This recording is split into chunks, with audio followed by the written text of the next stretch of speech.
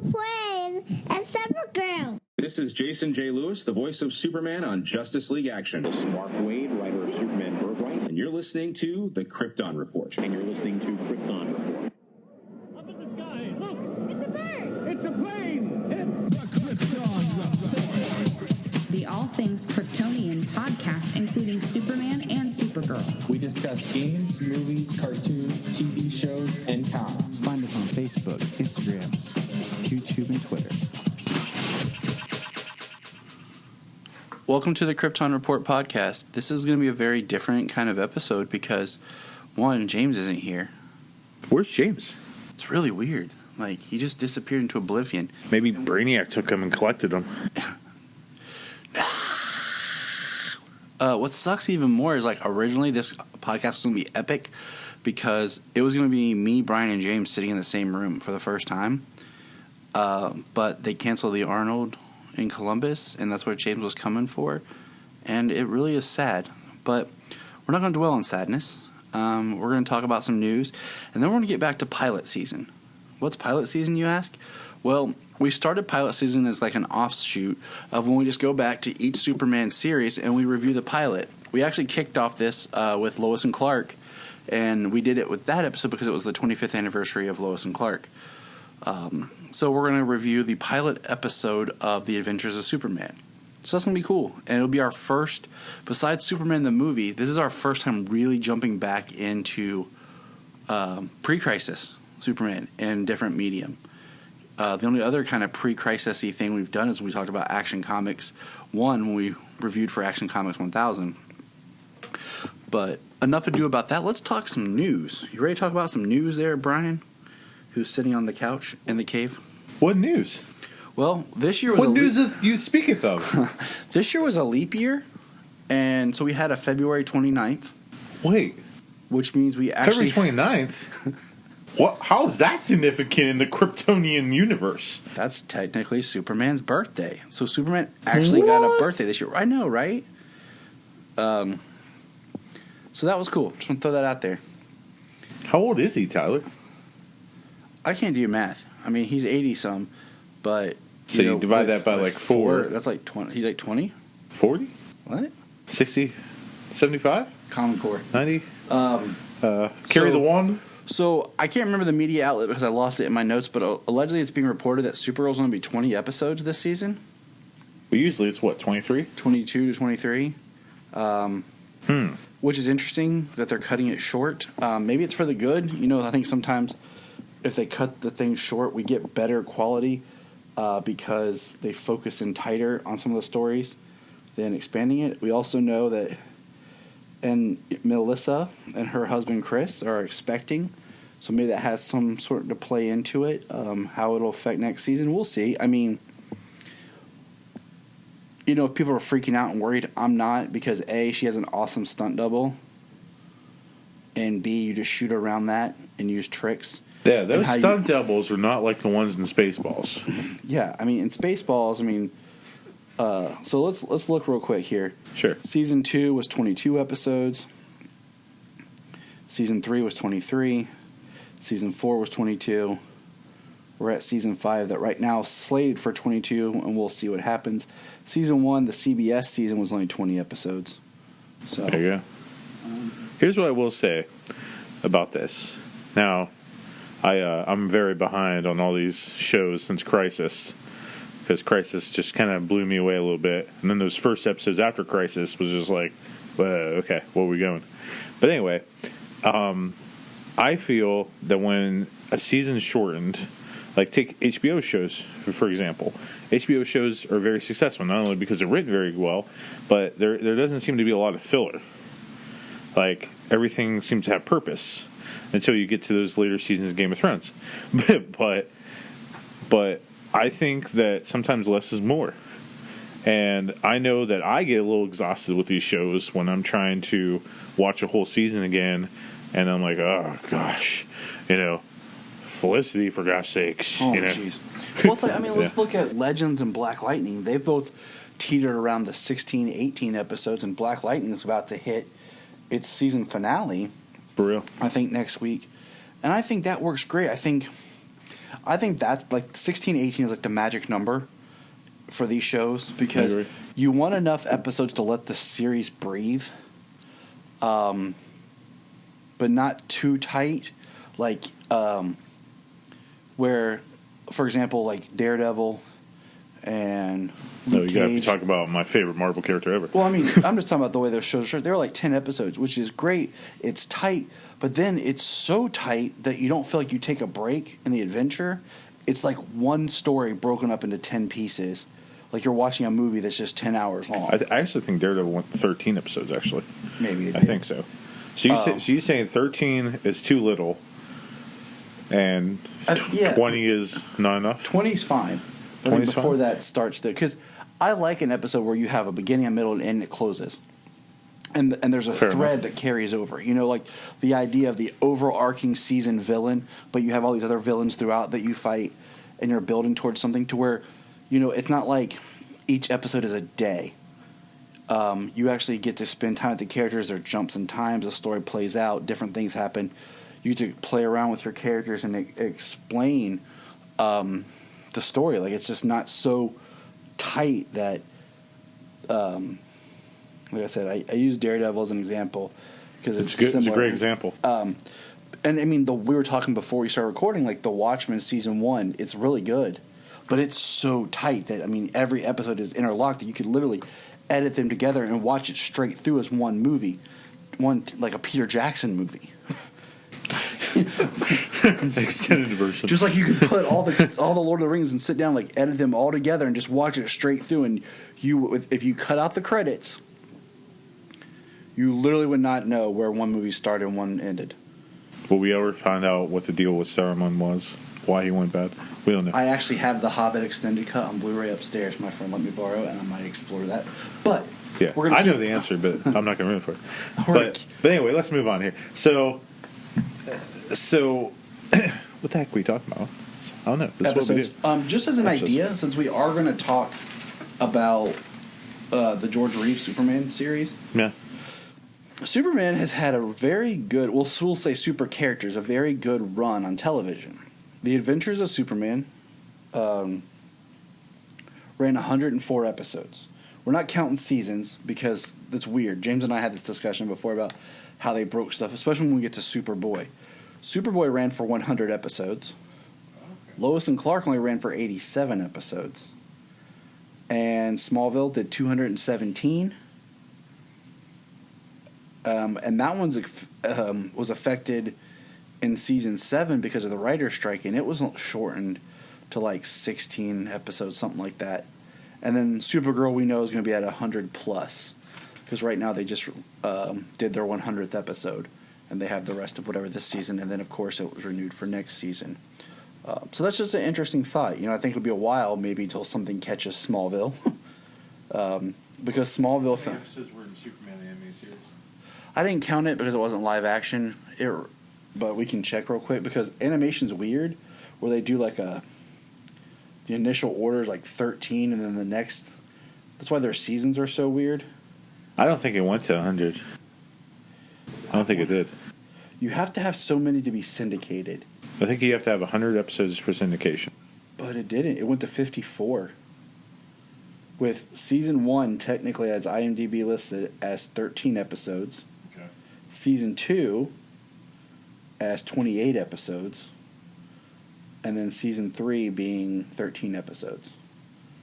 So, but man, that is a dang good cartoon. But I think the secret, like with Smallville and its longevity is, and I've said this before, and I've talked with my friend Zach about this, is like, you got to look at Smallville. Season 1 through 4 is one book of the I chapter. agree. 5, 6, and 7 is the next book. 8, 9, and 10 is the next book. Because there's through lines through each one of those brackets of the story. At this point, it should be. But we know Doom Patrol is.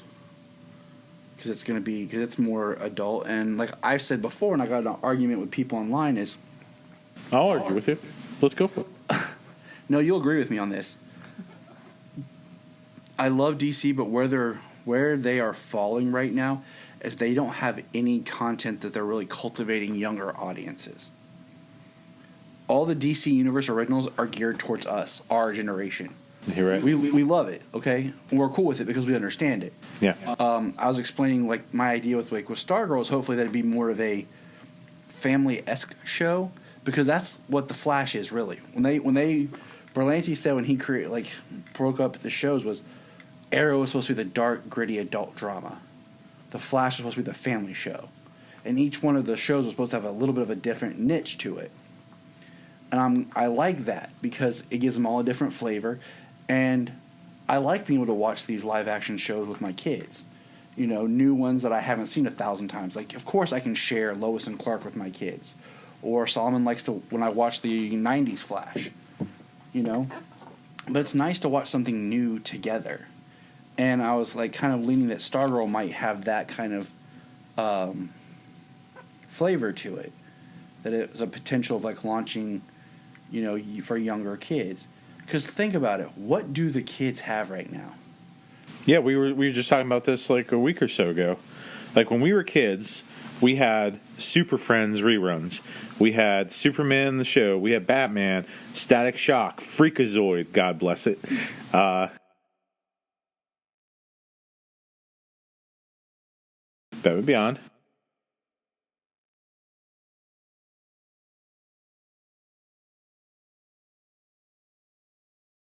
We had the Iron Man show, Fantastic Four, you know, not that Marvel. We had our Saturday morning Marvel, which was Spider-Man and X-Men. Yep. Then we had our Sunday morning Marvel on UPN, which was Iron Man, Fantastic Four, and the Hulk. Like it came on sometime. Yeah. You know, like I don't remember because back when there was like the United Paramount Network, but they also like that one channel showed the WB, UPN, and some like WGNT. You know what I'm saying? Because I remember all the weird shows that just got... Yeah. Because kids today will never understand what syndication is. Nope. Like when they talk about that Superboy was created for syndication, it really wasn't... It was produced, then sold to a network to just be like a rerun show. It wasn't like a prime time, like... Yeah. I know... correct me if I'm wrong, but Superboy, when it was on, because I don't remember that much of it, but it was on WGN, though, wasn't it? I think so, because it was on one of those networks. And my story with Superboy is, it was one of those shows. I remember one time seeing part of an episode, and I think it was a John Hames Newton episode. I was in my grandparents' basement flipping through the TV, and I saw it. And for the longest time, I remembered it, and everyone, like, I would say something, and everyone's like, I don't remember that show. But it ran for 100 episodes. But because of, like, the syndication and all that weird stuff, I guess that's why it slipped under the radar. Until I met you, I thought the and DC Universe came out, so I met you in that. I thought the Superboy show was like a Mandela effect. I thought, like, did that show exist? Because I want to think it did, but no one could remember it. My faith in that show and the affirmation that it existed occurred in 2006 when Superman Returns came out, because I got off work one night and I went to Walmart and they had, like, all the Christopher Reeve movies out for $5 on DVD. They had for $10 you could get season 1 of Lois and Clark and season 1 of Superboy. And I was like, it did exist. But that was the only season you could get. They do exist. Until later you could get the others digitally. But it's very hard to track down physical copies of seasons 2, 3, and 4. But we digress. Anyways, so Stargirl, I don't know what's going on. We'll wait and see. Well, I think the whole point we're trying to say here is, like, nowadays these kids they don't have nothing, man. Right. Like you have to wait every May for a Marvel movie to come out, and then like these DC movies. The DC movies are created for adults. Yeah, they're not even kids' movies anymore. The offshoots were kind of working in a child's market with. We had, and even it had some scenes I was like, was Ninja Turtles and Batman. We had the Return of the Caped Crusader and the Batman vs. Two-Face one. That's still for us too. That's still for us too, but it's a little bit more kid-friendly. The most kid-friendly Batman movie we've had has been Scooby-Doo and Batman the Brave and the Bold. But we have Teen Titans Go, which is hilarious. It's hilarious. I love the movie, and I like Teen Titans Go versus Teen Titans. That was pretty epically funny. and I watched that with the kids. But even then, that's in a weird niche kind of vein. And then we have DC Superhero Girls, which the new version, I like the old version, except it was the weird, like 10-minute episode clips or a couple minutes where it wasn't actually a show. And then when they actually make it a full show, it's like the animation's weird, the style's weird. So do you think that they are holding out for HBO Max? And HBO Max is going to come and we're going to get crap load of cartoons for kids, crap load of stuff. I would love it. I just would love to have something new to watch with my kids. We watched all of Justice League Action, and that was great. You know, that it was a cool, different kind of series. Like, yes, it was like back to like the 10-minute episode things, and they weren't so episodic. But it was a good cartoon, and it was fun. But I feel like that cartoon got so undersold because I remember seeing pictures of all this merchandise, but I never could find it. We have a couple of Justice League Action toys that we found that were clearance. We had we have Batman, Superman, Flash, Lex Luthor, and Plastic Man. But yeah, I mean, there's a lot of other toys that they made that just you could not find. And I'm thinking with James and I talked about where Spin Masters and McFarlane now have the licensing to toys that maybe we'll actually start to see better, more DC toys, because it felt like there was no toys, there was nothing generating. They had the multiverse figures, and then they released this weird line that I have the Superman up there, the second to the last one, that was just like a Justice League, and it had like Superman, Batman, and like Flash and like one other person. But it had nothing else to do, and it was just random. And then they did the Batman Missions line, which was cool. They did a lot of figures for that line, but you couldn't find them. Like, in stores, I found Robin, which you got Solomon. And I found Batman and Joker. I didn't like the Joker. But then I bought Batgirl, Mr. Freeze, and Scarecrow, and Nightwing on Amazon because that's the only place I could find them. Yeah.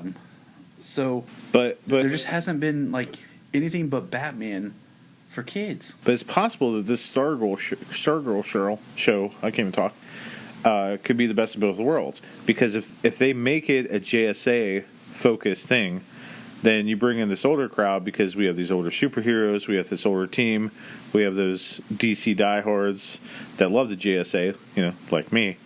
Because if I see Alan Scott Green Lantern, I'm just gonna crap a chicken. But and then you got this passing of the torch to Stargirl from Starman and stuff. It could be this family show that we definitely need. But my only fear about it is, are they going to bring very adult and new age type thinking to this kids show? Well, I mean, with it being back on the CW now, it kind of makes me wonder. So, I don't know. But, it is neat that that it's an Earth 2 though. It's a new Earth 2. So like it can do whatever it wants. It's not tied to anything. But that's enough about Stargirl. We'll talk about it when it premieres. Other news, we got the Justice League Apocalypse trailer, which I'm wondering, because this is like the culmination of all the connective movies. It was inevitable. I really liked one thing they did in this universe is how they kicked off with Justice League War. And then in Reign of the Superman, they brought it back around with Darkseid. And it really, I think, for this universe worked well, these connective films, bringing it like that. And now Justice League Dark Apocalypse is like the all-out war on Apocalypse, where they're going after Darkseid once and for all. And I'm wondering if after this movie, if they'll make any more connective films. Because when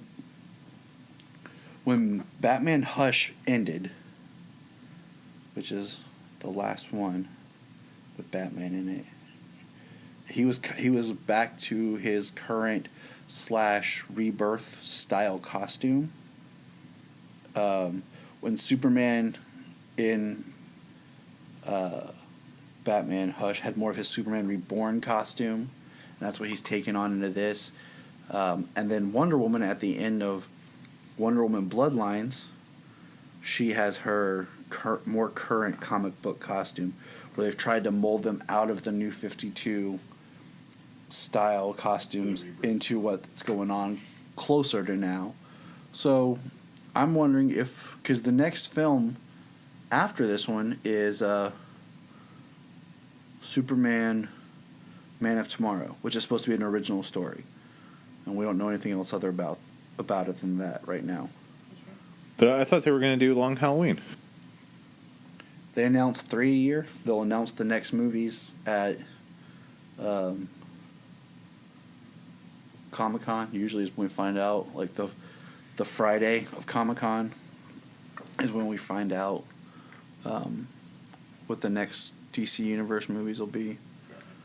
So we'll just have to wait and see, you know. But I don't want to wait for our lives to be over. Hey man, I just remember back when we got one a year or one every other year. Now they're cranking them out 3 a year. I'm not complaining. Heck, I remember when Michael Keaton was Batman. Yeah, Bryan. Yeah. Is George Romero making a Justice League movie or something? The zombie guy? George Romero? I don't know. What was that Justice League movie we were promised? George Miller's? George Miller. There we go. George Romero. Sorry, I'm from Pittsburgh. Give me a break. Romero makes everything. It'll be I need to Google search, because there was a guy who was working on a documentary about that, much like the Death of Superman Lives documentary, because that's going to be one of those Hollywood, what could have been, because it was so far into production, like they didn't even start shooting, you know, that's what sucks. Everything was ready, and What could have been, man. it's one of those things that I think it'll be romanticized. I don't think it would have been that good of a movie from things I've heard. I think there was great elements in it. But it's just kind of one of those things that people blow it up because they'll romanticize what it is, what it could have been without. With that Tim Burton Superman movie, man, there's no romanticizing about Christopher Walken as Brainiac.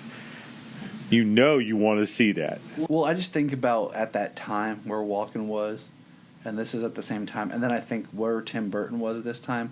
So this is around, what, Mars Attacks era Burton? Yes. Which Mars Attacks is like my least favorite Tim Burton movie, but I haven't watched it in years. But my favorite Tim Burton movie came out in '99, which would have been 2 years later, which is Sleepy Hollow, which had Christopher Walken in it.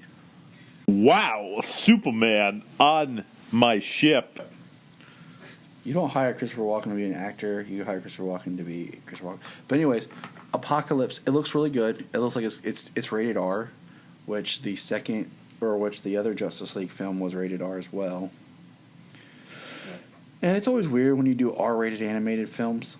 Like, it's really weird watching the what do you call it? The Suicide Squad Hell to Pay. Like, there's things I really like in that movie, but it's just our animation just. It goes back to what we just said. Here's another movie. Can't watch it with the kids. Yeah, because this one's definitely going to be bad. Sure. This one's going to be violent and dark, because even in the trailer you see, like, dead bodies of everything that's happened on Apocalypse. But it's. I mean, I'm really excited because I love Swamp Thing. You know, and you got this. You got Justice League Dark taking the focus on here. Constantine, Swamp Thing, and Swamp Thing and Etrigan both got like shortchanged in the first Justice League Dark movie. Don't get me started. But anyways, so that trailer dropped, and then something else happened. Something else dropped. Wasn't my cholesterol. No. Oh, that's right. We got Batmobile photos. Yes. I'm okay. Like, this Batman, I'm excited. I think right now, I like Matt Reeves as a filmmaker. And I think I'm more excited for the villain aspect of this film. Because it's Riddler, Penguin, and Catwoman. And I think Catwoman got a really good remake with Nolan's films. Riddler's been due a really good remake because he started out interesting on Gotham, but then for some reason Gotham just slipped into camp. It's so easy to slip into camp with Batman, and I'm like, when was Riddler ever a split personality? Right, and that was kind of like, he's such a compulsive, and he goes like, it's one of those things like where you have someone do a character based on the character at a certain time, and all of a sudden you can't break from that. Like Jim Carrey was Jim Carrey, like as Frank Gorshin style Riddler. And in the comics now, the Riddler's become he's still the smart, narcissistic type person, but he's a little bit darker as far as being more serious in the puzzles. He's not more of the Frank. Like, I love Frank Gorshin's Riddler. It worked great for Batman 66. But we need to break free from that, and that's where I think they started with Gotham. But then eventually they ended up there. They ended up with like the campy versions of the characters. It got absolutely ridiculous. So I'm more interested in that aspect with this. But somebody else needs a redo, and that's definitely the Penguin. Yes, I mean, I liked the Penguin on Gotham. Robin Lord Taylor, he did great. He did a great job. But same thing happened to him that will happen to the Riddler. He started getting really campy. He started getting campy because they also, once again, they drug it out. And I think that's the problem sometimes. They had him for the whole series of a Batman prequel show that ran for 20-some episodes a season. You can only do so much, prequel-wise. But yeah, the Penguin, I mean, Danny DeVito, I do not like his Penguin at all. It's nothing against Danny. It's Tim Burton's vision where he wanted to take that character. I am not a fan. So I'm really more interested in that. I'm really interested in this Batman, the fact that it's being filmed in Scotland. Like, it's being the completely breaking the American landscape that we've seen with use of Detroit and other cities to be Gotham. Pittsburgh. So, because, I like the atmosphere of, like, the cloudiness, the dreariness that Gotham should bring. So that actually excites me that it's being filmed there. Even though there's, like, a couple shots, there's one shot, and particularly in Batman Begins that I hate. It's a reverse shot. When Bruce, you have Alfred standing in front of Wayne Manor, is where it burnt down. Okay. And it's a reverse shot of Bruce in front of him, and you just see the English countryside. Yeah, And you can't tell me that Gotham's anywhere near there, okay? Because Batman's supposed to, live outside Gotham, and I'm like, there is no city anywhere. I live in the country, and I can see Columbus, okay? So back to... We had the reveal of the costume. It's still not set with me. We haven't got a great full-fledged costume photo of Pattinson. Well, I think they're still working on it. I mean, I think possibly. I mean, I'm not right now. I'm okay with it. I feel like I got my Batman costume. I got pretty much almost everything I wanted with the Affleck suit. I didn't really like the thick bat, but I roll with it. I didn't like the super short ears, but I roll with it. There's elements to the costume of what I've seen of Pattinson that I'm cool with. But I just, it's a car. And it's not uncomic bookly accurate. It's very much like the 80s. It's a Batmobile, back to being more of a car. Yes, it looks like Vin Diesel and his crew were working on it in the back of their shop during the Fast Saga. It looks like a souped-up Charger. But, I mean, it's the first car, like actual car we've had since '66. Because ever since we got the amazing Batmobile from '89, everything else has just been a tank, extravagant. I mean, yeah, the Tumbler is my least favorite Batmobile because it's just a big old tank. And then what I liked about Affleck's Batmobile is they merged the Tumbler with the Keaton. Yes.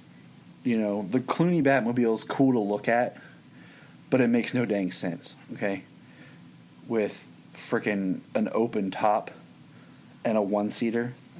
but what about all the neon lights and the cool stuff?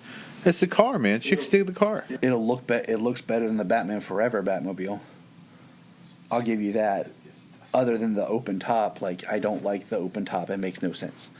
But if someone were to say, hey, Tyler, you want to drive the Batmobile? And they handed me Clooney's Batmobile, I would be okay with that. I would be like, sure, I'll still drive it. But all that to say, I'm excited for the movie. I keep my high hopes. The car looks cool. I'm not, like, disappointed because I didn't really know what to expect.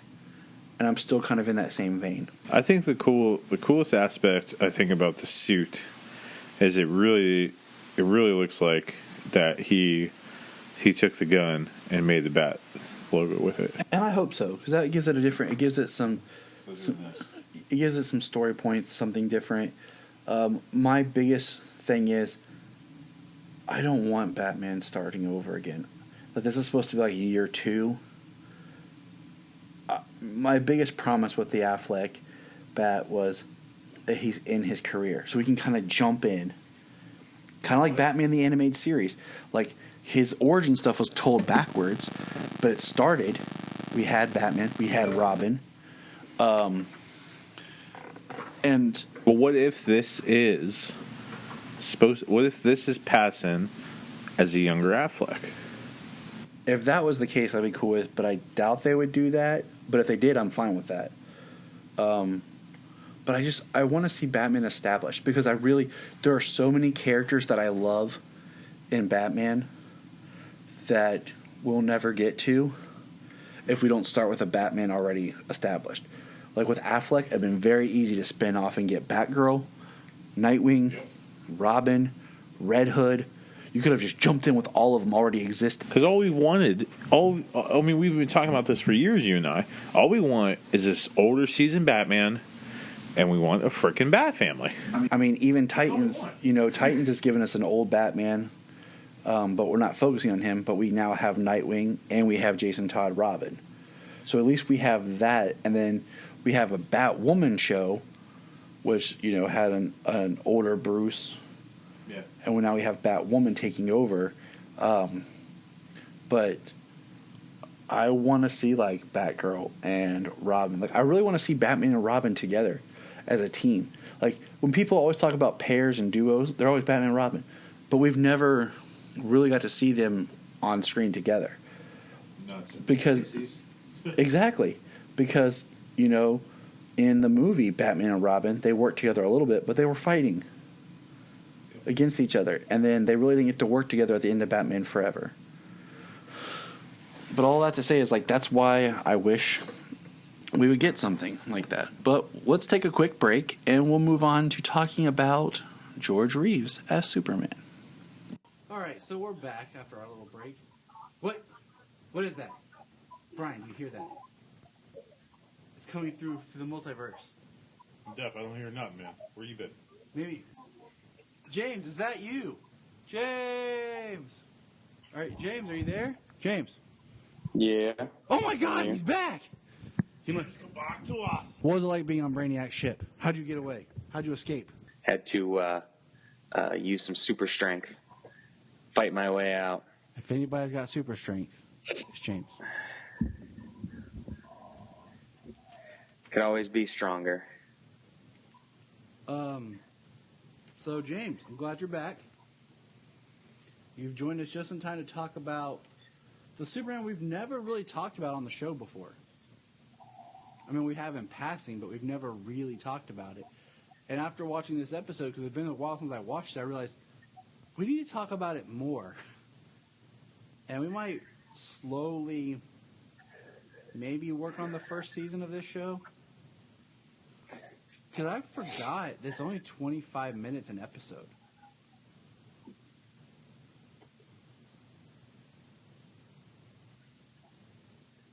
Yeah, they're not very long.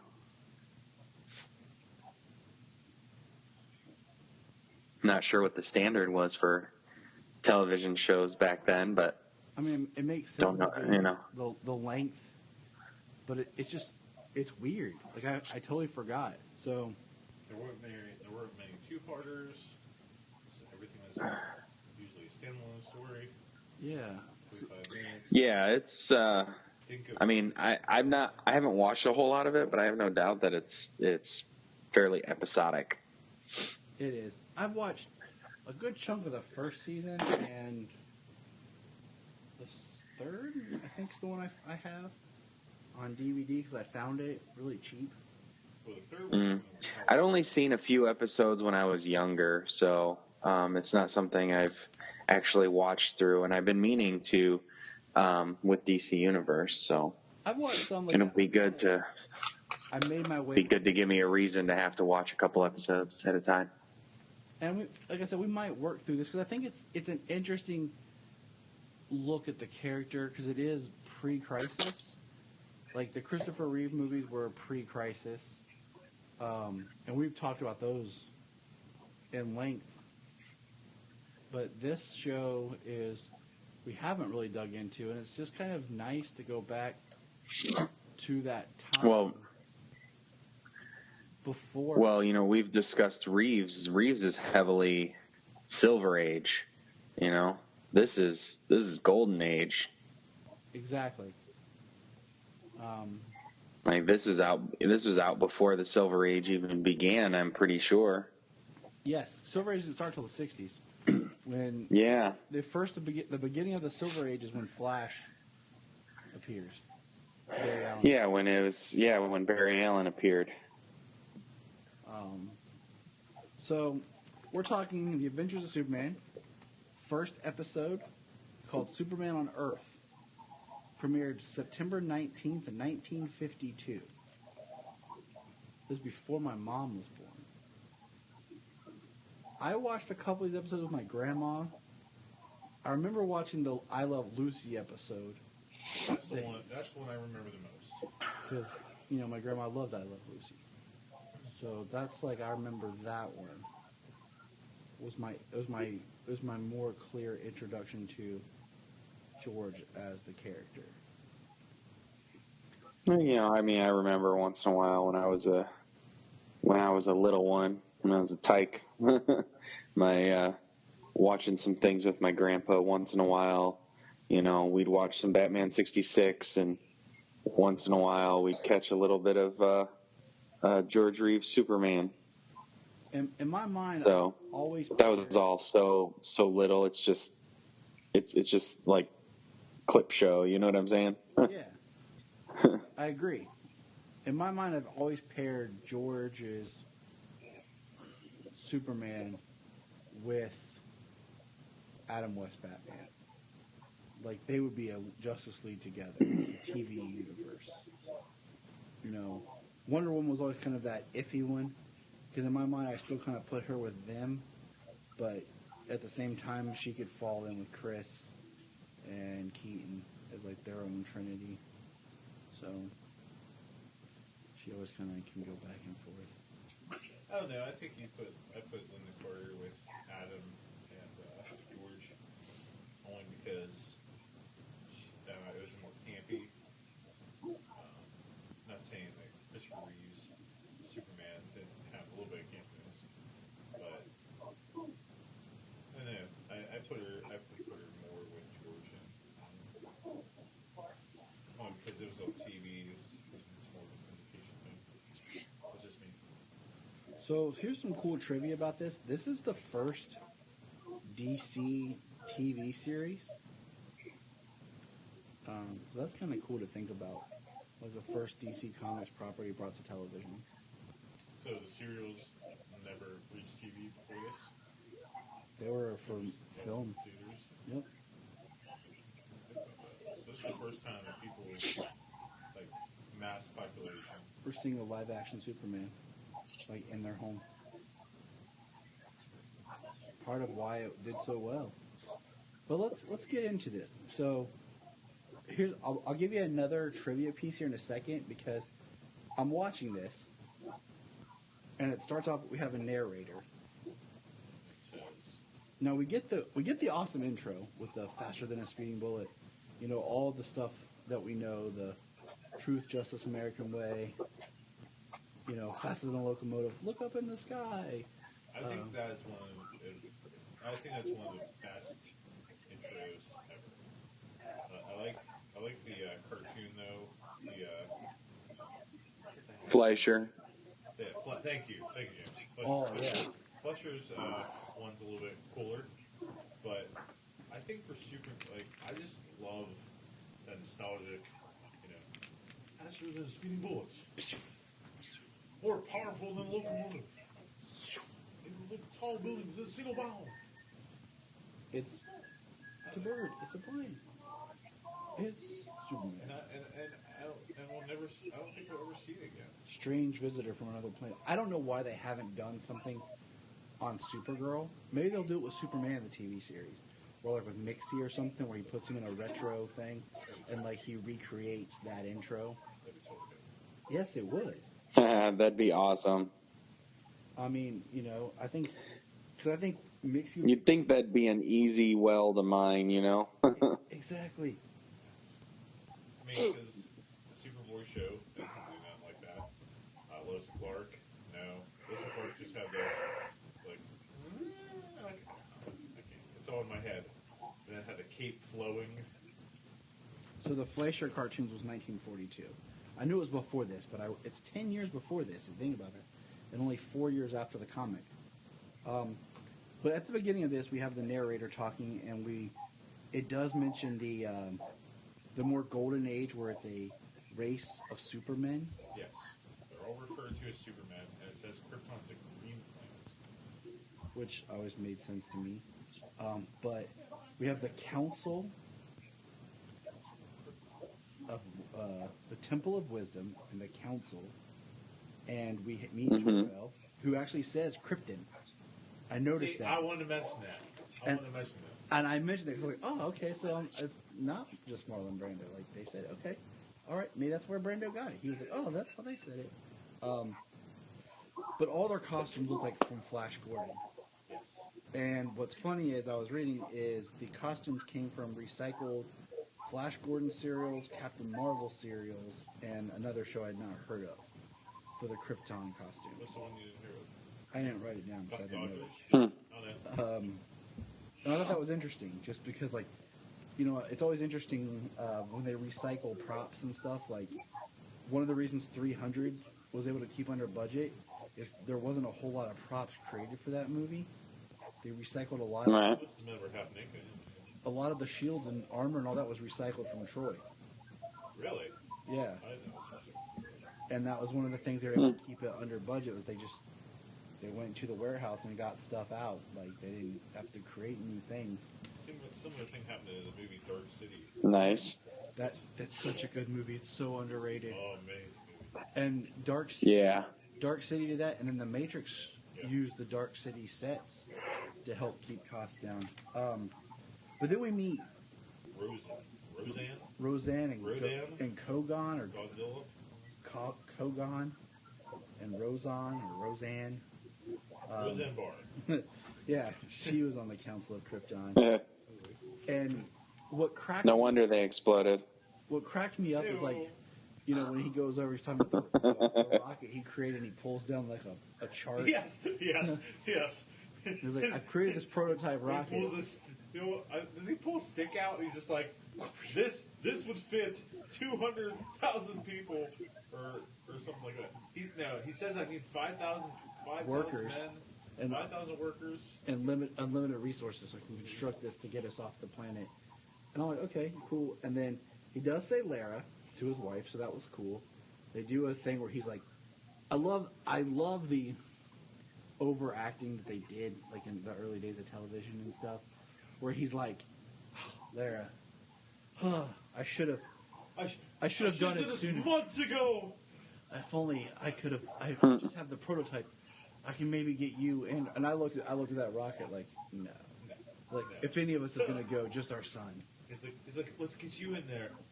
Let's get you in there. And they already planned on going to Earth. That's what was interesting. They're sending a rocket to Earth. But his first plan is like, I'll let my child die. Like, I'll send you and my wife, but me and the child, we'll die here. We'll be all right. Yeah. You'll find a new man. I did like that. Jarrell, the stock footage shot is the Griffith Observatory. It's in California. That's famous in Rebel Without a Cause and other films. So we got to see some nice green forest trees for Jarrell's lab. There's some fun campiness acting in the Krypton scene. In that council, they all on all their different uniforms, they seem to have like different symbols on them too. And I think that was probably carried into Superman the movie later. Well, they all just have random costumes from different stuff that looks sci-fi. Yeah, but one of them had a sun on it, I swear. It did. That's what I'm saying. Flash Gordon. Like it was just random stuff. Like it looks sci-fi-ish, kind of like in the comic. I just wear that. It'll be fine. So Cal is sent from Krypton to Earth. And there's some interesting ways they film stuff where you can tell, like, oh yeah, that shot and that shot aren't being together. That's rear projection. You know, just the old time way they produce stuff is fun. I don't remember, the actor who played Jor-El was like a last-minute replacement. They had another person who was cast as Jor-El. So the actor that actually played him is uncredited in the episode, and so is the actor that plays young Clark. So they switched him out. That's a real overacting in this episode. Yeah, we'll get there. But here's one of the most interesting facts about this, because this is the first live action. It's been so long since I've watched the Kirk Allen. No. In the serial, you're talking about the parents' names. Yeah. Yeah, they renamed that. So we have Eben and Sarah Kent. Yes. And there's a whole interesting thing about how the Kents didn't have like set names. Like it wasn't until I think Jerry Siegel was writing Superboy. There's so much of our Superman lore that we hold so dear that actually didn't come from Superman comics. It came from the original Siegel stories and other writers creating Superboy, writing in the Superboy comics. Yes. And that's really what cemented Jonathan and Martha. Because there was like, I think at one point it was John and Mary, Kent. Like it was very, like just the same thing with the Luthor and Luthor. And then later they put the Lex with it. It was just very tossed around, like, oh, nobody really keeps track of this stuff.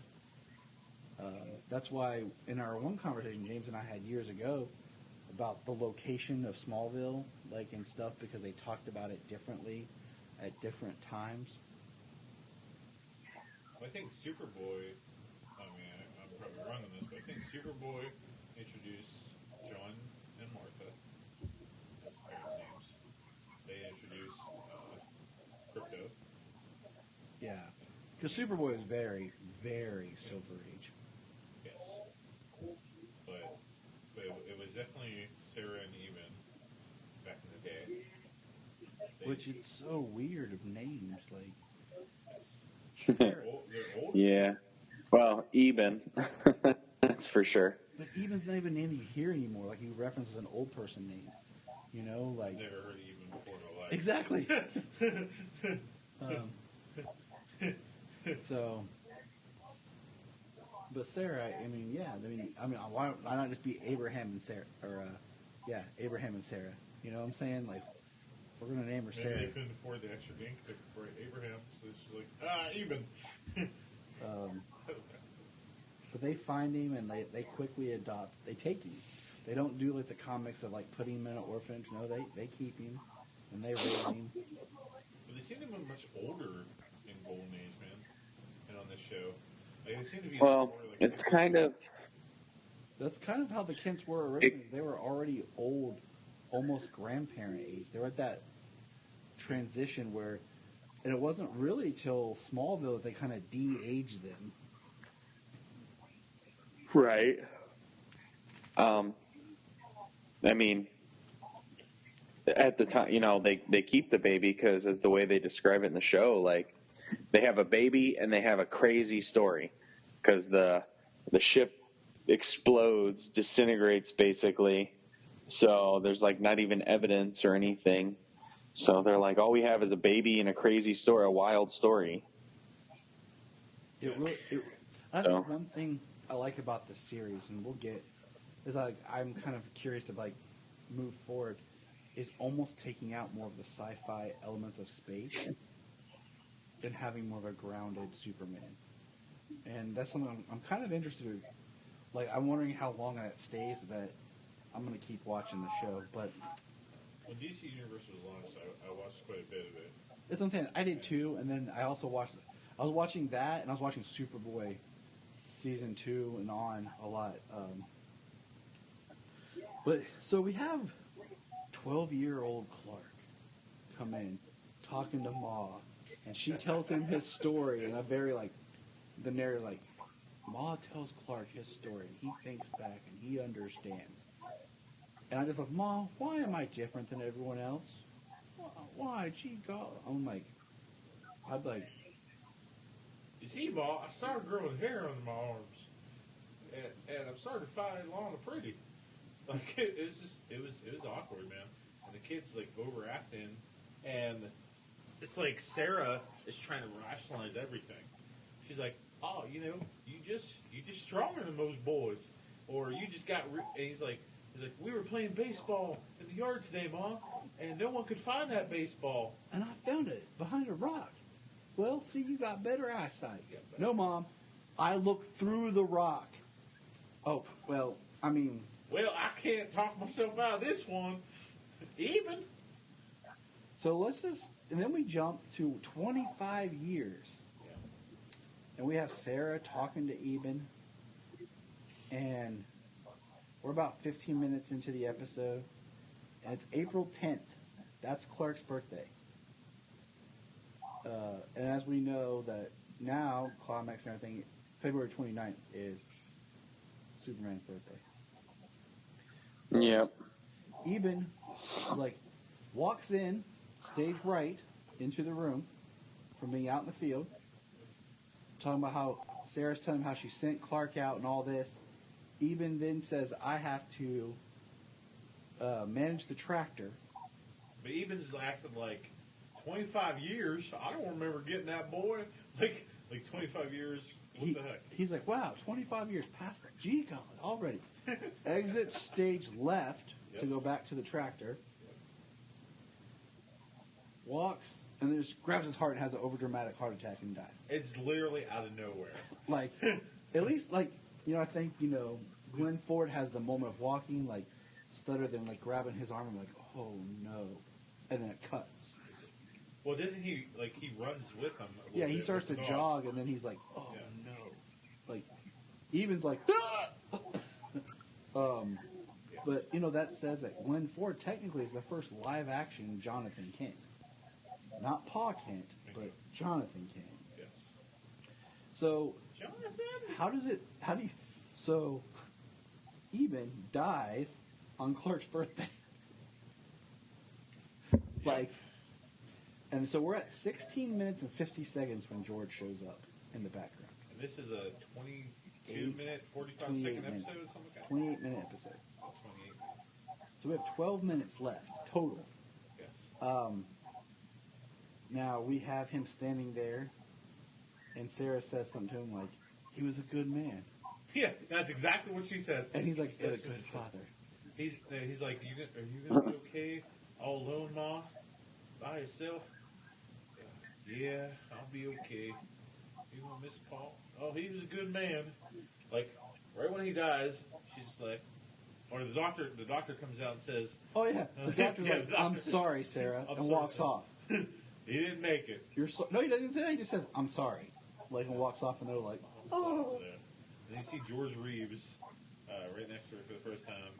And then she's not, like, hysterical. She's just like, he was a good man. So now Clark's showing up in Metropolis. And, we have the nice little narrator talking about Clark, and he puts on his glasses. Oh, but wait, hold on. I gotta back up a second. Sarah says, "You got that costume I packed you?" And he's like, Yes, Mom. yeah, we gotta talk about that. This is one reason I've always had a problem with the idea that Martha made the suit. Unless you subscribe to, like, the Superman aura thing. She's like, "I made it out of the blankets that you came in." No. And he's like... She said blanket. Yeah, but later I think there was two, but whatever. Because she said, "It's indestructible. No acid or nothing can burn it." But somehow needle and thread Thank you. can, that's why I've always kind of had a... I mean, I have no problem with Martha making this suit. I do have a problem with a baby blanket being used, the whole thing. She's like, "I made it out of the red and blue blanket you were born in." That blanket being enough fabric to fit a grown man. That's why I will pull the comic. I will find it and show you. But in Superman New 52 issue 0, when he's getting ready to go, you find out the red cape that he has is Jor-El's cape. And Jor-El takes his cape off and wraps his son up in it and puts him in. See, that works. And to me, that is one just thing. The cape. Yes.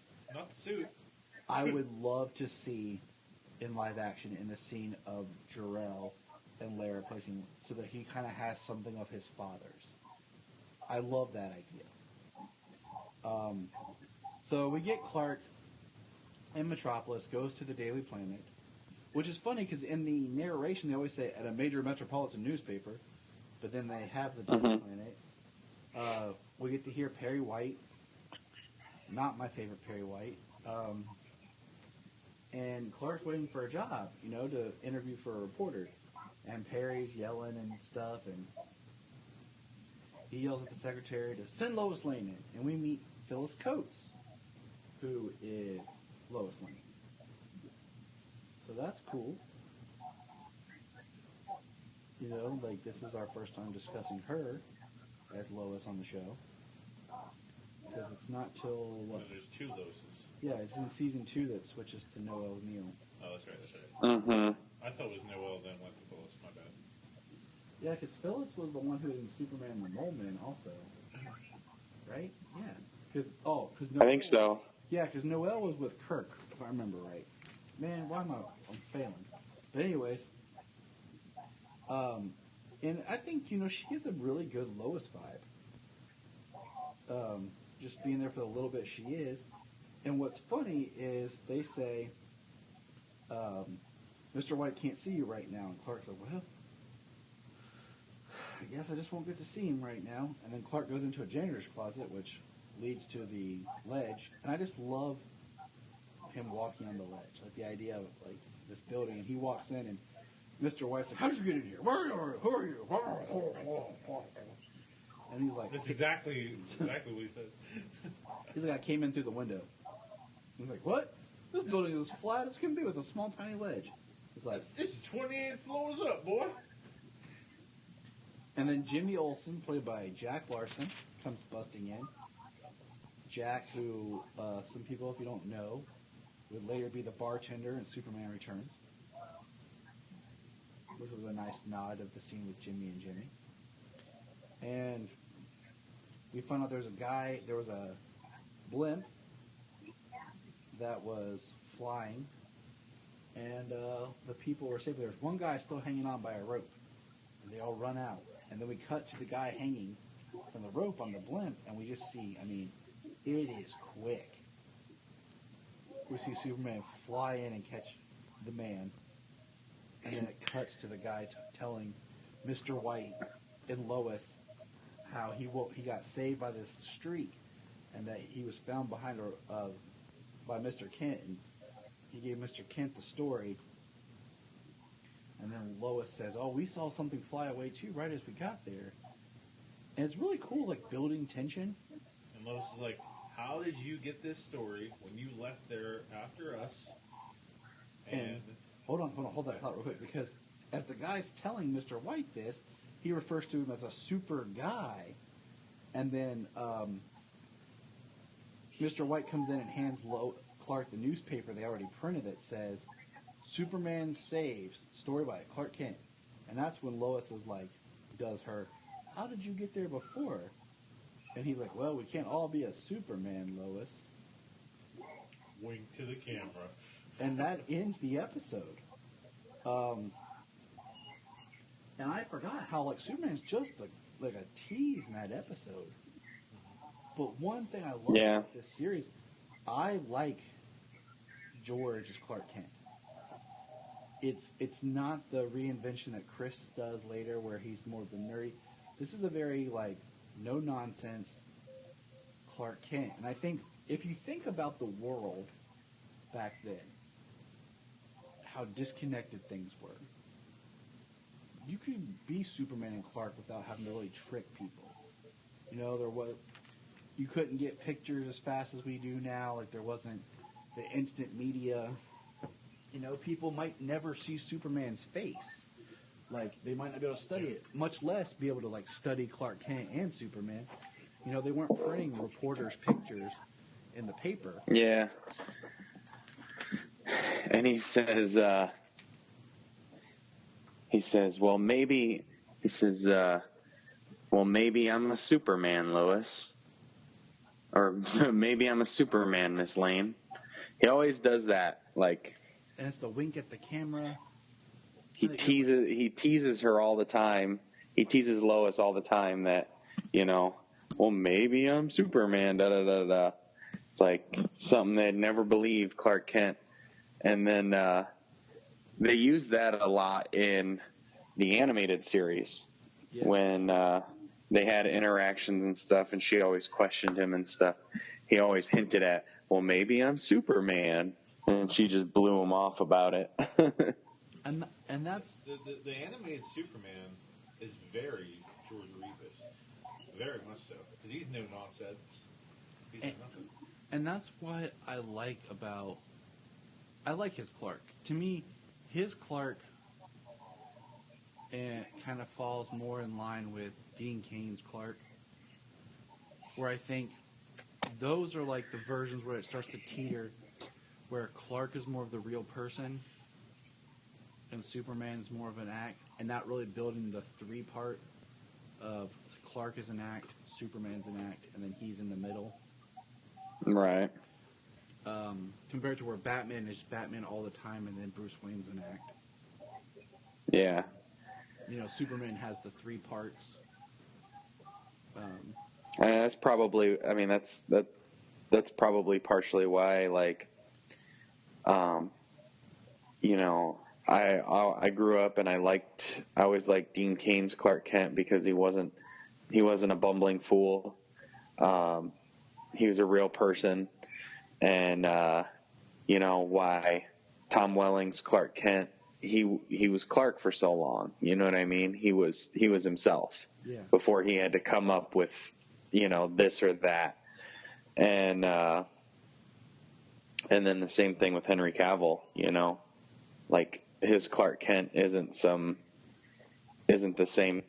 bumbling fool either. You know, he's a real guy with a real job. And I mean, that's why I think, if you think about it, Chris played him like that, and then of course John and Gerard played him like that. Brandon played him like that because Brandon was to play him like Chris. Yeah. And then, you know, Kirk Allen played him not as tough guy-ish as George did, you know, but a little bit more of like, he wasn't the bumbling fool. That was what I think more of like a Silver Age-y thing, because Clark in the comics in the Golden Age wasn't like that either. And that's why I'm kind of interested in like where Tyler's going to take Clark, and what the Superman and Lois show will it be more like I go back to like the Dean Cain because it's more of like the closer reference than going back to George here, but in being that same vein, because face it, Cavill's Clark didn't really get to breathe. Yeah. His Clark, we saw him interact with Perry, and the lady he interviewed, and the older gentleman in the hallway that he interviewed. I never really got to see him. Lois doesn't count. You know what I'm saying? And that was one problem, I think, with Man of Steel and BVS is Superman never really got to interact with a lot of people. If you really look at who he interacted with, it was either people that knew both sides of his secret or very, like, the Clark stuff was very little. But anyways, that's the Adventures of Superman. Well, especially when it came to the theatrical cut of BVS, it was way less. Yeah, we won't even get into that. But that's the Adventures of Superman, the pilot episode. I do look forward to reviewing some more of these episodes once he's more full on Superman and getting to like really see the characterization that he brings. But I was shocked at how short it was, because in my brain I think I remembered it longer and how little Superman was actually in the episode. I think right. I merged in my head the serials in this episode. It's easy to do because it's one of those things I've never sat and really, other till like when I was rewatching on DC Universe, of like sat and like study watched it. You know, it's always like, oh, it's on. Like I'm not really paying attention to like what season is this, what episode is this, because they didn't have it as tight knit as the way we do stories now. But yeah, it was good. It was fun. It's always kind of that show where if I was with the grandparents now, like I'd be like, what are you gonna watch? Let's watch this. Instead of watching Matlock and Perry Mason and Andy Griffith, let's watch George Reed's Superman. But all right, well, Brian, I think it's about time to wrap it up because James probably wants to get back to watching the Arnold and get back. He might have to go free the people of Kandor. So we'll let you go, James. You go save the people on Kandor. Look up in the sky. Look up in the sky. Look in the sky.